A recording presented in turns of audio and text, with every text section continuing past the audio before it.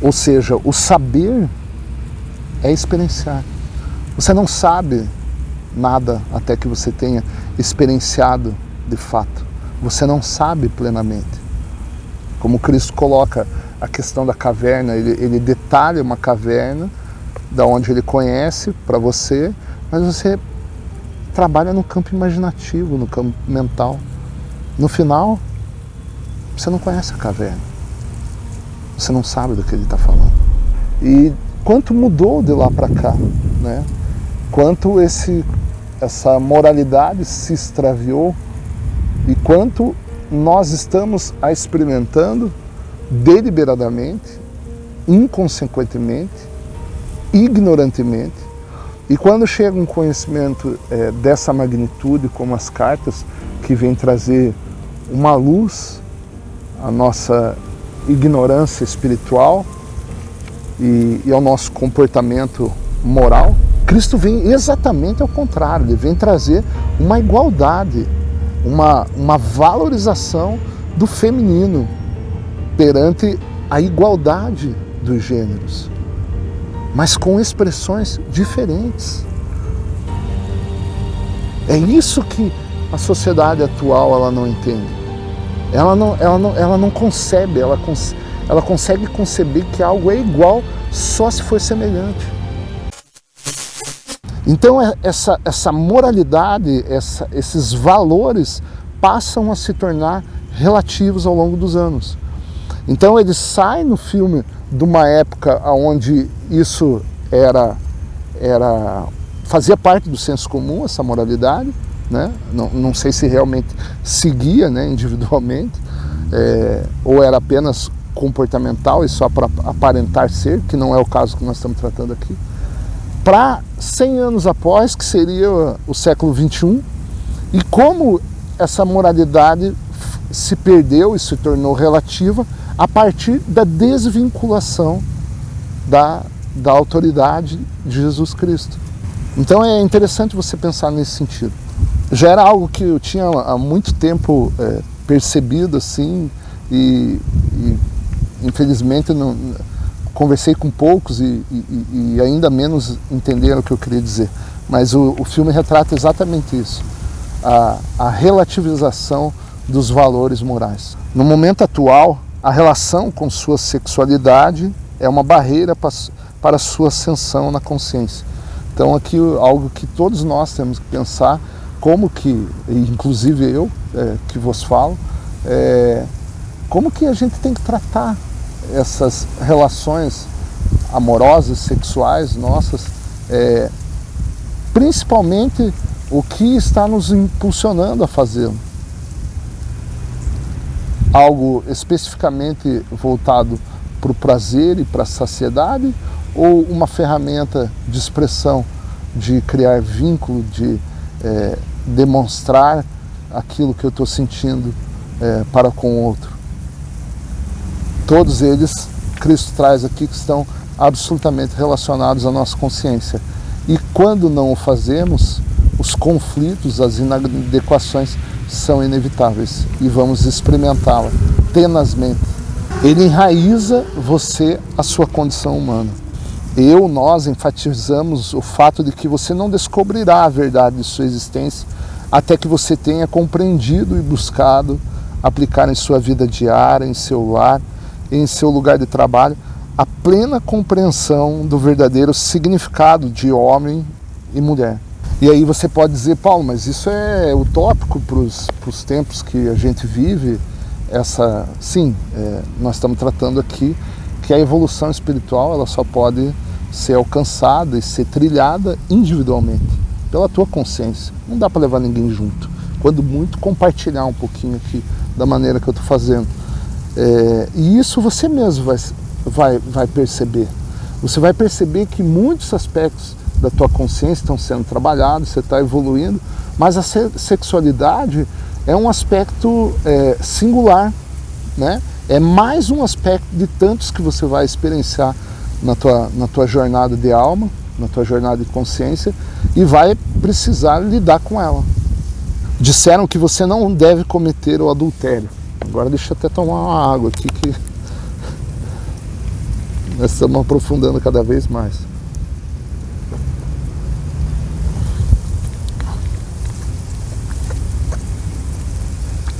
Trate esse adultério de uma maneira mais profunda ainda. Trate como mentira. Trate como omissão. Lembre-se, a tua consciência, a minha consciência, ela é implacável. Não há como mentir para ela mesma. Ela não aceita. A nossa consciência, o ego tenta mentir, omitir, justificar, mas a nossa consciência é soberana nesse aspecto. Quando ela começa a emergir, isso não é mais possível. Eu digo que quando você deseja a mulher ou o marido da vizinho, né, está criando imagens em seus pensamentos que afetarão a maneira de pensar da mulher ou do marido, da vizinha ou do vizinho.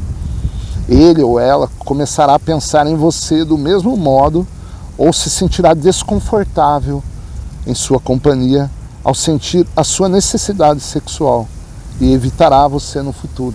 Pensar é criar, né? Então tudo aquilo que você vai esboçando na tua mente, cedo ou tarde, quando essas energias forem suficientes, elas são materializadas. Materializadas no sentido, não propriamente dito da matéria, mas da experiência em si. O que está em sua mente certamente se tornará real no mundo. De modo, agora vai cair numa questão muito complexa, porque é deliberado nesse momento, e como eu falei no vídeo, a moralidade ela foi relativizada. Então hoje é um senso de opinião, o que é uma loucura isso.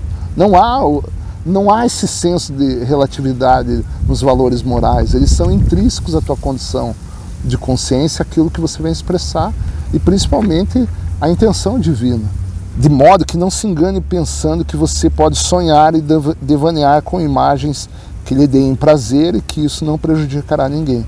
Aqui eu não estou colocando nada como faça ou não faça, né? Cristo também não coloca nada, deve ou não deve. Ele traz um conhecimento do qual gradualmente a gente tem que procurar absorver, vivenciar, e aí a gente vai ter a nossa comprovação. E aí a gente vai ter a prova de quanto isso nos afeta. E eu me coloco nessa condição. Muita coisa intelectualmente dessa percepção da sexualidade mudou em mim, mas eu ainda não sou, entende? Mas isso, muita coisa já ficou para trás, principalmente essa questão de mentira, isso tem sido, ao longo de todos esses anos, uma abominação para mim, mentir. Então, isso é avassalador para minha consciência, eu ter que mentir e depois essa mentira, eu tenho que driblar ela no futuro, porque toda vez que a gente mente, a gente tem que mentir algo para justificar aquela mentira. Mas isso é muito pessoal. Esse vídeo também eu compartilho aqui, não como questão de julgamento, longe disso, porque eu estou dentro desse contexto também, então também seria um auto-julgamento, e não que eu não o possa fazer, mas eu não posso fazer do outro, né? Para mim o auto-julgamento, ele é uma ferramenta de evolução de consciência, mas como eu trazer um conhecimento do qual não existe hoje que trate disso. A literatura das Cartas de Cristo é implacável, é singular, é inédito, e novamente esse senso de opinião, se é certo ou errado, se cabe, se não cabe, não pode ser tecido por você, até que você vivencie esse caminho, e então será implacável a prova dele. Ou seja, o saber é experienciar. Você não sabe nada até que você tenha experienciado de fato. Você não sabe plenamente. Como Cristo coloca a questão da caverna, ele detalha uma caverna da onde ele conhece para você, mas você trabalha no campo imaginativo, no campo mental. No final, você não conhece a caverna. Você não sabe do que ele está falando. Apenas uma imaginação, apenas um senso de compreensão. Por esta razão, a literatura pornográfica é realmente uma profanação de sua fonte do ser.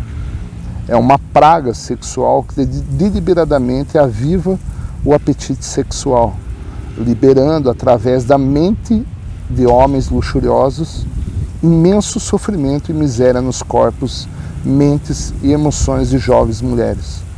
O que vocês fizeram, estão fazendo atualmente, ajudou a levar a sua civilização à beira da destruição atual. Estejam certos de que chegará o dia do acerto de contas para você que publicam e distribuem a doença impressa, e também para aqueles que a usam para se excitar. Algo que eu sempre tenho,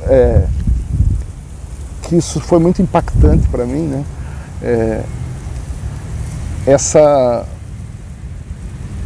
Como criou como esse comportamento ainda ele veio de uma maneira muito sutil, né?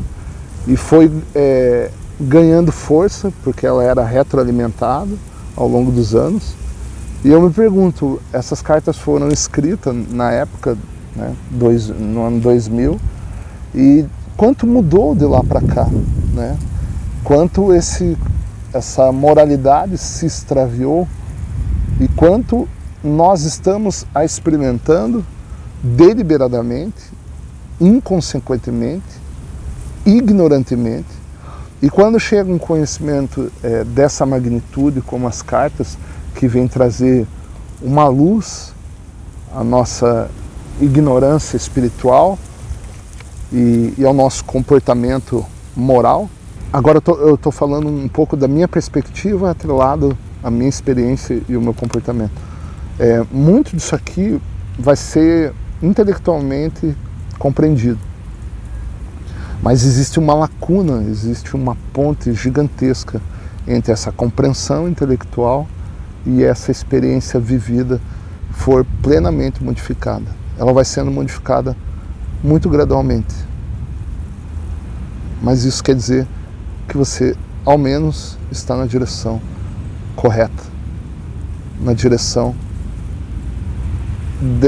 dessa integridade como ser. E o quanto isso é benéfico para o teu bem-estar, é benéfico para a tua paz, para a tua serenidade, para a tua felicidade, para a tua alegria, para tudo aquilo que você almeja.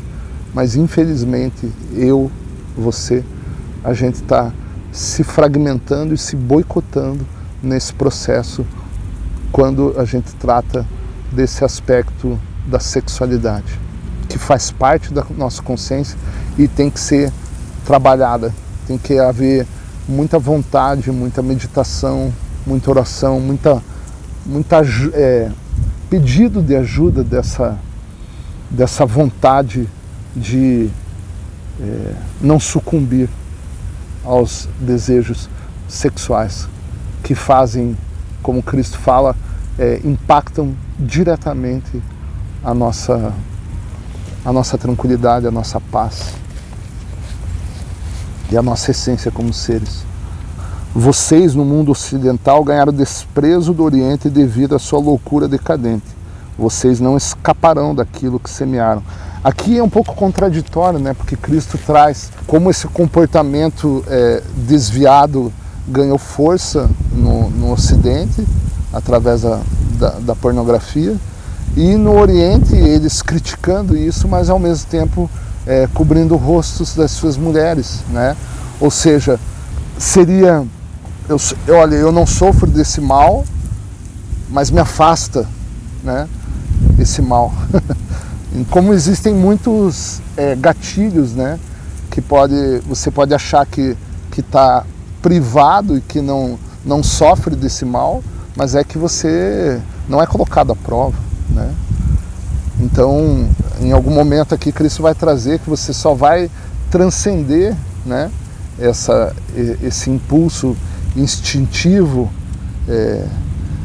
moral, quando você for exposto, né, a uma condição que você possa experimentá-lo, mas você não quer porque realmente você percebe aquilo pela forma grosseira como ele é, como você Você só se vincula sexualmente se estiver um senso emocional, né, atrelado.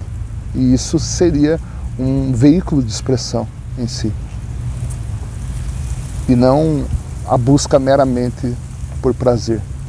E vocês no Oriente não escaparão, agora ele faz o chamado, né? E vocês no Oriente não escaparão da insensatez de suas atitudes insensíveis para com suas mulheres, que dão à luz e criam seus filhos e preciosas filhas. Alguns de vocês, por ignorância da verdade, por seus propósitos gananciosos e egoístas, ridicularizaram a verdade de Maomé. Aqui ele fala que foi distorcida, né, a mensagem que Maomé trouxe à cultura dele, né?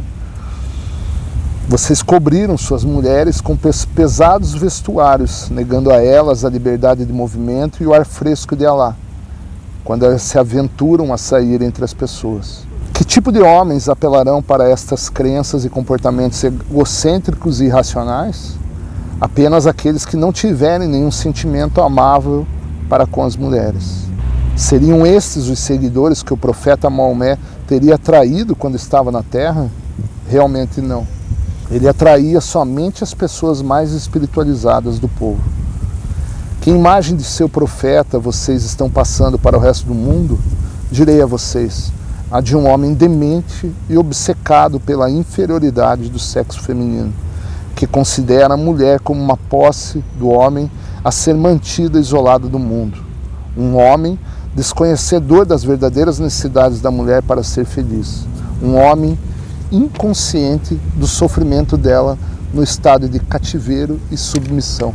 Então veja, você que estava começando a ler o vídeo, talvez emitindo um senso de opinião de machismo feminino, feminismo, Cristo vem exatamente ao contrário. Ele vem trazer uma igualdade, uma valorização do feminino perante a igualdade dos gêneros, mas com expressões diferentes.